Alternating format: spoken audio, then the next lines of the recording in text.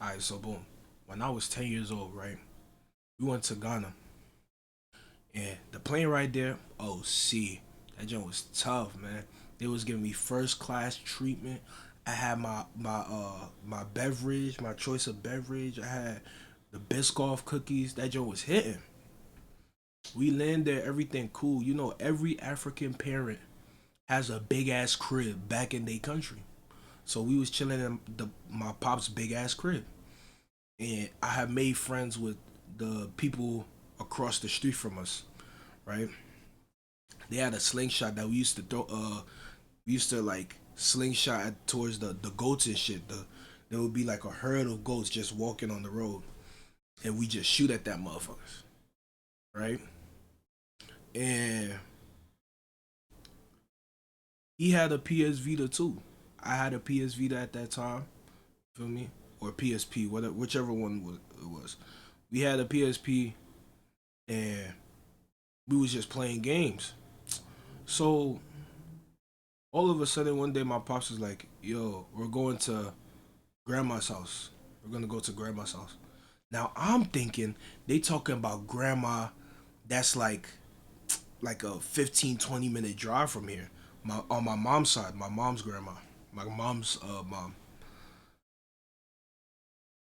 I get in the whip. We take like an hour, 2 hour, 3 hour long journey, bro. I'm dozing off. I'm trying to stay in like I'm trying to stay conscious. And my pops is just blasting like old ass SDA music, like old ass Christian music from Ghana.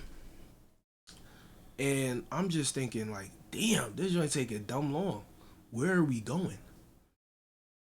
So we go to my grandma's house. Now my grandma lives in the mountainside of Ghana, right? She lives in the mountainside. So like she's one of the people who sell on the road too. So she was selling on the road. We picked her up from her market spot, and like she saw me for the first time. This is when I started getting big for real. So I was already like my grandma's height at like 10 years old, and she's also really short too. So she was like, "Oh, Junior, come and give me a hug." You know the grandmas, you know. So I give her a hug. Blah blah blah. We're chilling, and it was like, "Okay, let's go home." We going home. In the distance, I'm hearing barking,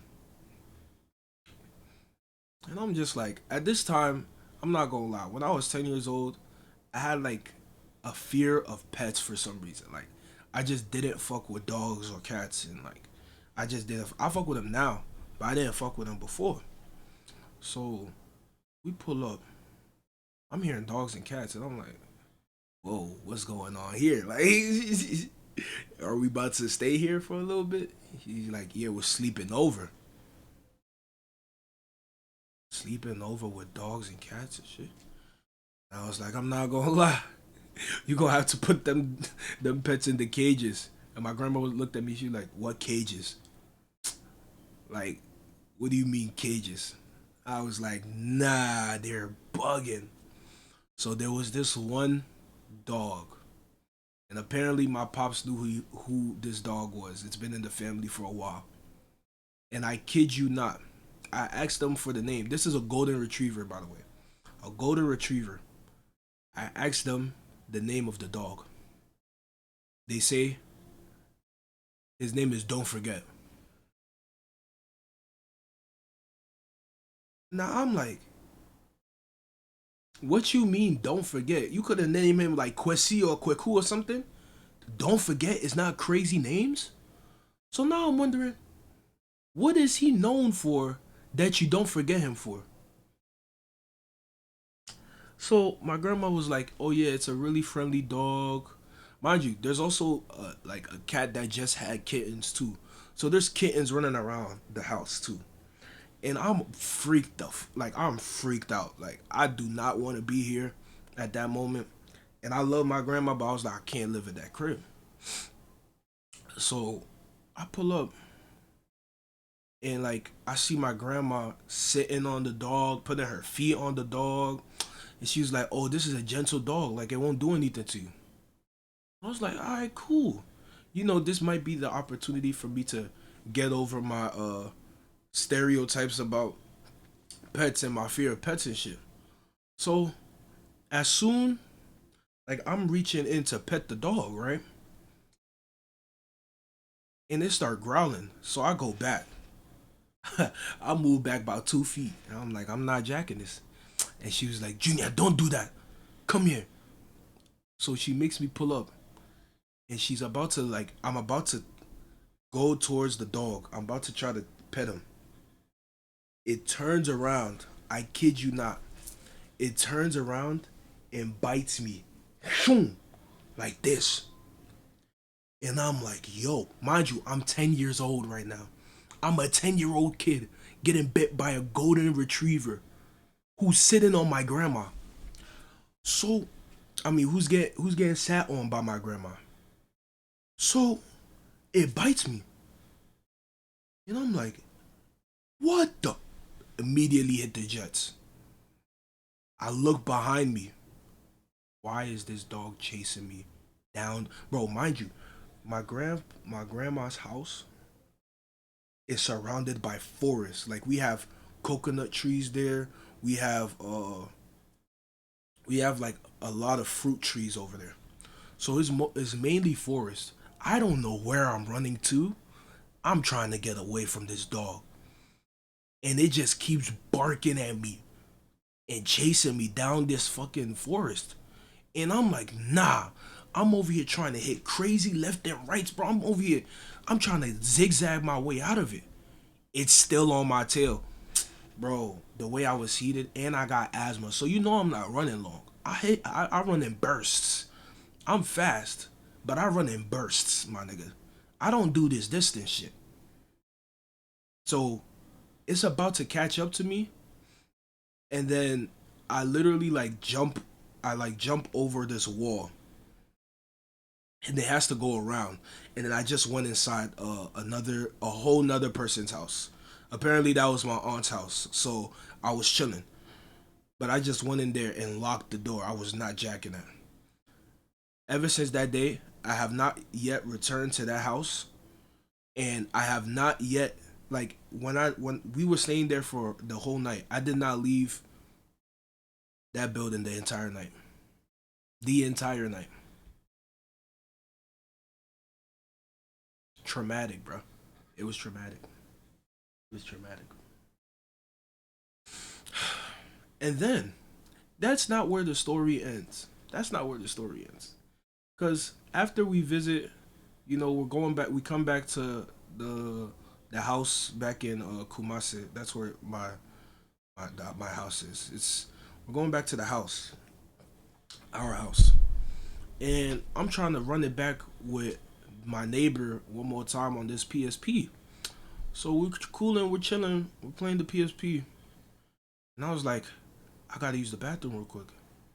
I use the bathroom, and I forget about my PSP when I'm going back because I had to use the bathroom real quick, and my pops was already saying I had to be back by a certain time. So I was like, damn, that's tough. I'm gonna get it back tomorrow. I did not get that motherfucker back. I walked back into the neighbor's crib. I was like, yo, have you seen my PSP? Have you seen my PSP? I ain't even see it. He said it in tree. Like, minimum. I was like, oh, I lost my PSP. I'm 10 years old. Obviously, I ain't lose that motherfucker. That nigga took it. But god damn, bro.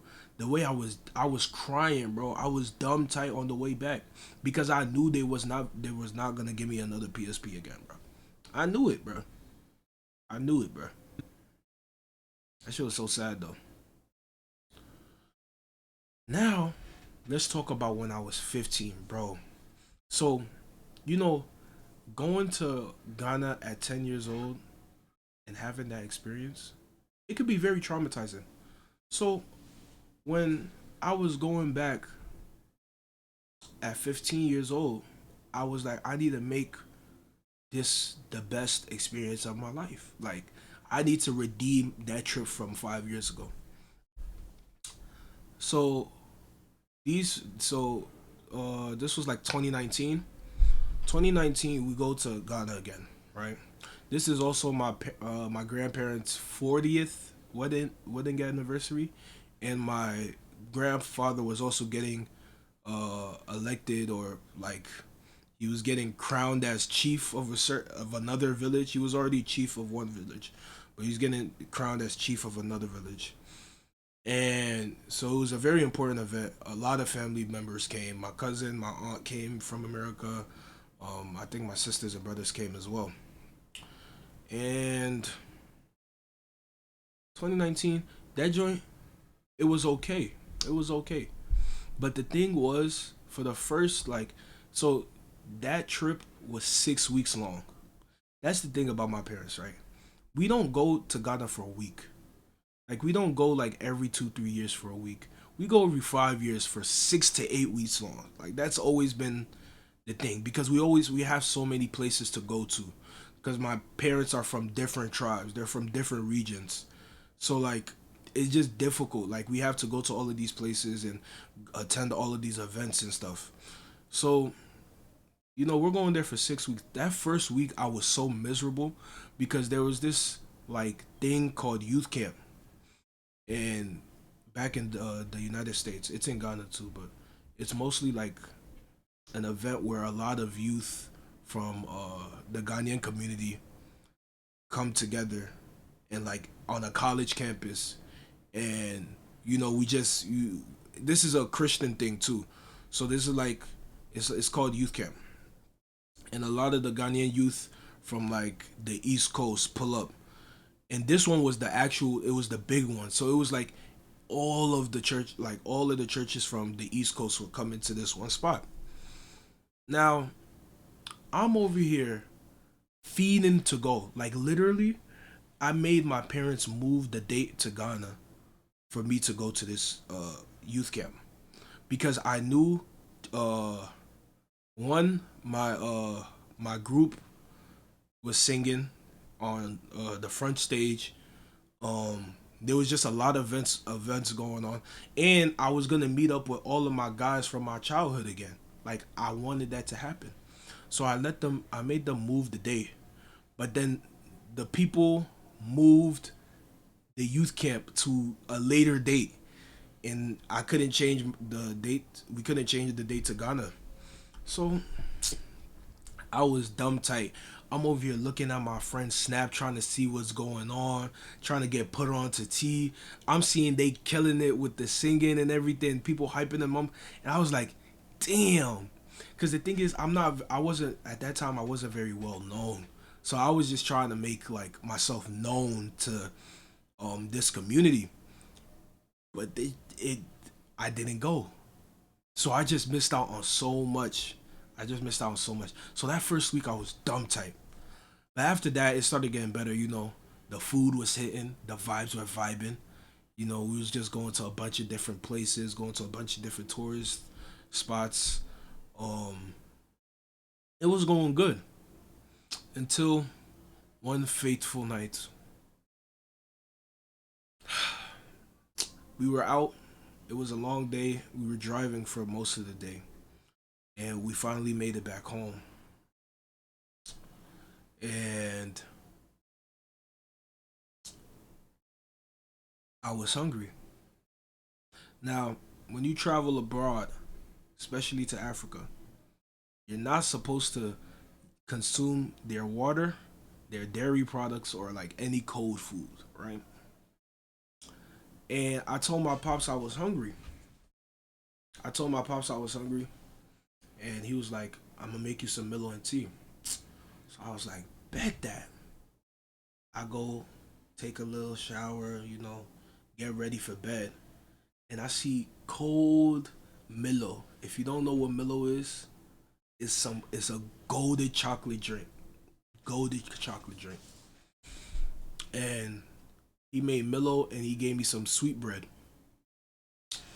I'm busting that joint down, boy. When I tell you I smoked, that was some of the best Milo I ever had. I promise you, that was some of the best Milo I've ever had. Milo for us is like Kool Aid for black people. You know, you gotta make it just right. You gotta. There's a certain way you can make it so it's fire, and there's a certain way to make it that is not fire. And this joint was, it was tough. It was tough. So I go to sleep happy. You know, I'm thinking, damn, you know, this trip is really redeeming itself. Like I was really upset this first week, but I'm chilling now. You know, I'm vibing. We got this PS4. You feel me? We chilling. I wake up the next morning. My stomach, when I tell you my stomach was fighting, bro, it was just bare knuckle. Imagine a bare knuckle fist fight between Mike Tyson and John Jones. Bare knuckle fist fight, bro. Imagine a fist fight with Jesus and the devil himself. That is the turmoil that was happening in my stomach. I didn't know what was going on. I immediately get to the bathroom, start throwing up. Immediately start throwing up. Then it tries to come out the other end. So I gotta release it out the other way too. Now this is going on for about 30 to 45 minutes straight of me chilling for 5 minutes, going to the bathroom, chilling, going to the bathroom. It was to the point where I was becoming delirious, bro. I ain't know what was going on. So my mom was like, "Did you eat anything before?" Blah blah blah blah. I told her I had Milo last night. My dad made me Milo, and then my mom's was like, "What milk did he use?" I showed her the milk. She was like, "Nah, that's that's from Ghana. Like you supposed to use the he was supposed to use the canned milk from America that we brought. He ain't use it." So they rushed me to the hospital. Now what I'm about to tell you is it might be TMI, but